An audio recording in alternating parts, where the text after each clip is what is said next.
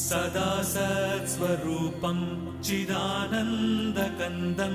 जगत्सम्भवस्थानसंहारहेतुं स्वभक्तेच्छया मानुषं दर्शयन्तम् नमामीश्वरं सद्गुरुं साईनाथं नमामीश्वरं सद्गुरुं साईनाथम् भवद्ध्वान्तविध्वंसमार्ताण्डमीड्यं मनोवागतीतं